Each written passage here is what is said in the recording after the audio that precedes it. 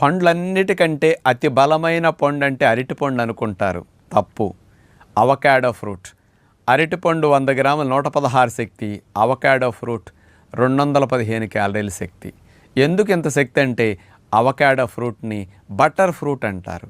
100 గ్రాముల అవకాడో ఫ్రూట్లో 23 గ్రాముల ఫ్యాట్ ఉంటుంది. ఏ ఫ్రూట్లోని ఇంత కొవ్వు ఉండదు, కానీ తేలిగ్గా డైజెషన్ అవుతుంది, మంచి శక్తిని ఇస్తుంది.